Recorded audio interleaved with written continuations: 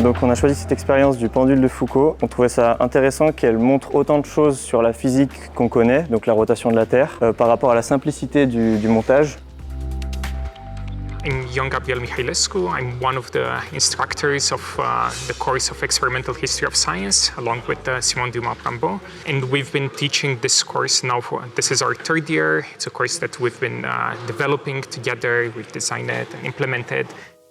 J'ai choisi ce cours parce que je trouvais intéressant de pouvoir faire des choses manuelles dans un cours où finalement la SHS c'est souvent des rédactions et des choses comme ça. Je trouvais ça sympa de pouvoir fabriquer moi-même une expérience qui a eu lieu il y a très longtemps maintenant, donc c'est 1851.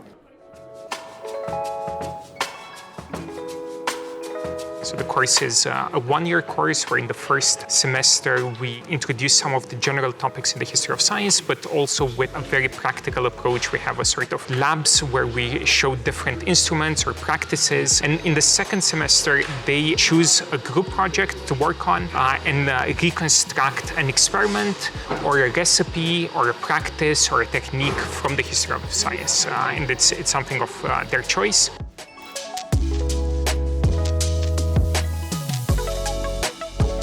Alors le principe de l'expérience, ça a toujours été de montrer au grand public la rotation de la Terre. En 1851, c'est ce qui a été fait par Léon Foucault donc au Panthéon à Paris. Le but, c'était pas de mesurer la rotation de la Terre, c'était de la montrer aux gens. Donc les gens arrivaient pour une visite et regardaient le pendule, marquaient là où il était et à la fin de la visite, ils voyaient que la Terre avait tourné. Donc c'est intéressant de voir que cette expérience n'a pas de but scientifique. À la base si, mais maintenant c'est juste de voir comment les gens perçoivent une vision directe de la rotation de la Terre.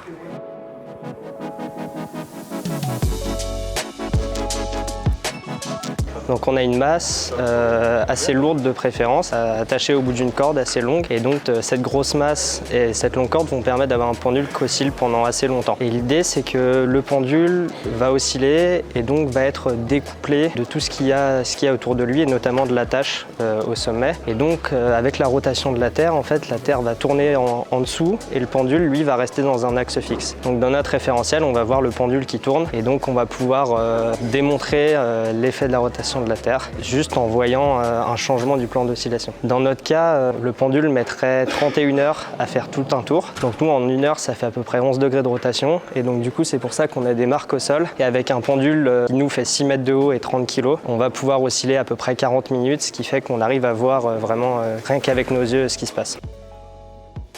Ça fait depuis le début de la journée que je suis là. Pendant les heures de pause, j'ai vu beaucoup de gens passer juste. Il y en a certains qui sont arrêtés juste 5 secondes, regarder. Il y en a d'autres qui se sont vraiment posés pendant 10 minutes pour vraiment essayer de voir un truc. D'autres qui sont venus vers nous pour essayer de nous poser des questions sur comment ça marchait. On a essayé d'approfondir le côté social de l'expérience en faisant un formulaire. Du coup, toutes les personnes qui venaient avec qui on pouvait échanger un petit peu. D'abord, on leur expliquait un peu la théorie physique et après aussi le côté social qu'a eu l'expérience par le passé. J'ai eu des discussions avec des gens qui découvraient cette expérience pour la première fois, donc ils ne savaient pas en quoi cette expérience pouvait mettre en évidence la rotation de la Terre. Et puis juste voir la curiosité des gens qui n'ont pas forcément l'habitude de voir ce genre de trucs dans leur vie de tous les jours.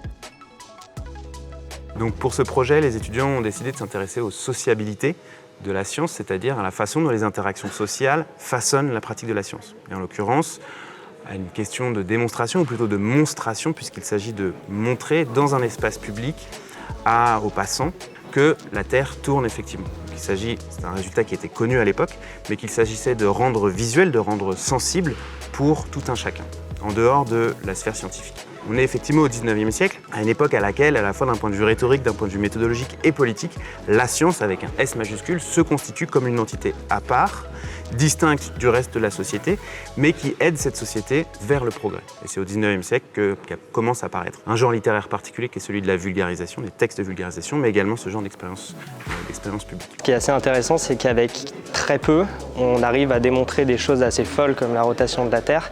Et donc ça va vraiment amener la science vers le public. C'est quelque chose qui est assez intéressant et que je n'ai malheureusement pas trop l'occasion de faire dans mon domaine et qu'on pouvait vraiment faire dans ce cours, donc c'est ce qui m'a vraiment plu.